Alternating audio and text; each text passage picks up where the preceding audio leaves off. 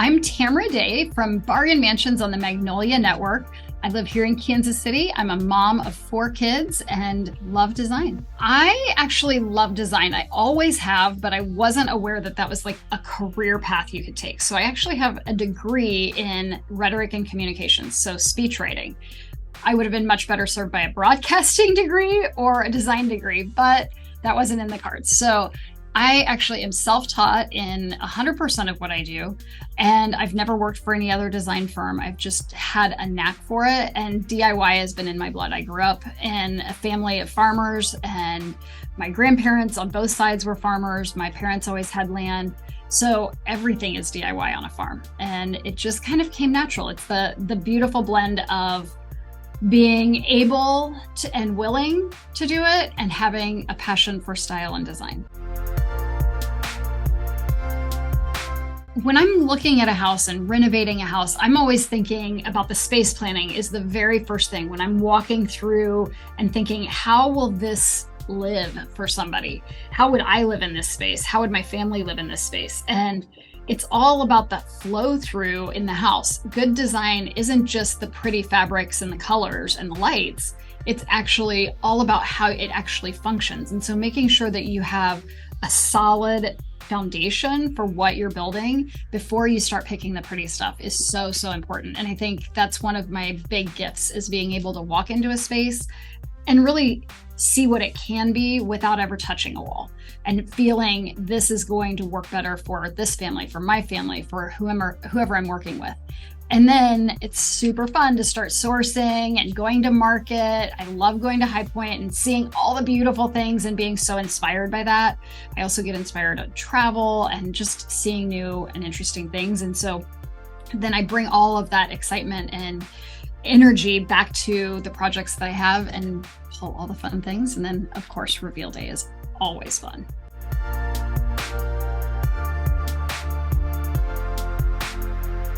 When you start demoing a house, there's always surprises. Some of them are really great surprises and, oh, wow, you found more space than you thought you had. And some of them aren't so great. One of my not bad, but kind of freaky is animals. There's a lot of animals that mummify inside walls of houses. And so I've found possums and squirrels, plenty of mice, but the possums are big enough that that's pretty startling when you pull a wall out and there's a mummied possum.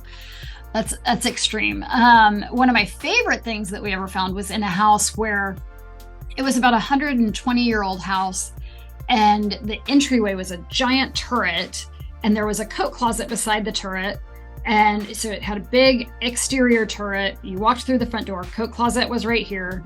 And then on the other side of this room, there was another closet that backed to this closet. So when we were trying to make more space, we took these 2 closets out and found a trap door that led to a room under the turret. And it was probably 10 foot deep. It was stone walls, just like the turret was, but the ground was dirt. And it really opened up into a pretty large space. And there was actually a second one that was found when we were doing another part of the house. And we think it was used for bootlegging, probably booze.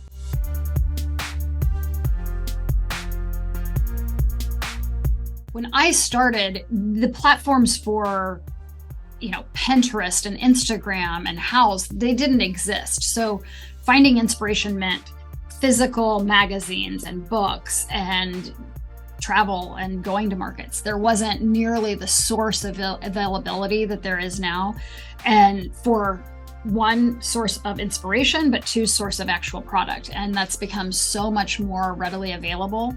And so I'd say back in the day, and when I started, I had binders of slip covered pages of pictures that I'd pulled from magazines. And here's a kitchen with my 30 pictures of what I like for this space. And now I can do it all on my desktop, see everything in one place. I can image search it, find something similar for a better price, or find something even better, maybe not a better price. And so there's just a lot more opportunity for bigger, better design. And I think one of the big trends that I see in design is that because we are all so much more aware of good design, like the general public sees great design on a regular basis now. And 15 years ago, that wasn't the case. You saw great design if you went to somebody's house or you looked in a magazine. You didn't see great design every time you opened your Instagram or your phone and turned your computer on. Now you can see it anywhere and everywhere. And so it's become much more of a personal decision and a personal journey in design, because I think before all of these inspirations, you'd turn your TV on, you'd watch Friends, and then you'd do a thrifty look for your house, and everybody's house looked the same as Friends, and everybody had the picture frame on the window, on the door, and everybody kind of copied what they'd seen, and we all, went through the different phases of that. And now I think it's really, you see trends, but I think the biggest trend that I love is personality in design. It's not copy paste. It's unique, individual. And for people that are really into the social media thing, it's what stops the scroll. A white room with a great piece of art is beautiful, but is that going to make you stop and look at it? No, you got to go bold. You got to be interesting and different. And I think that's the best trend of all. It's personalized.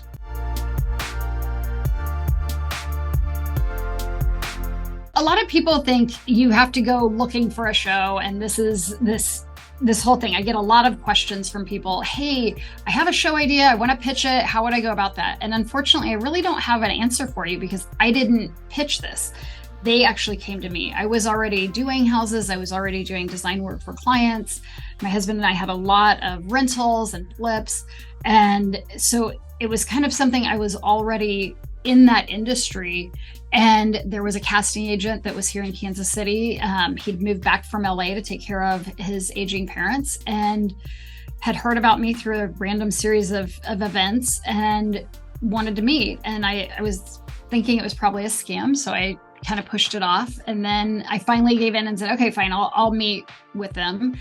And when I met him, I realized, hey, this seems legit. This guy seems legit. And I think there might be something to it, but odds are pretty low. You have better odds of winning the Powerball than being a season 5 show on a major network. And so it's a really arduous task to get to that point. It wasn't like we met and, let's do a show. And then it happened. It was a couple of years of shooting a little bit here, a little bit there, and just kind of trusting the process and what's meant to be will be kind of attitude.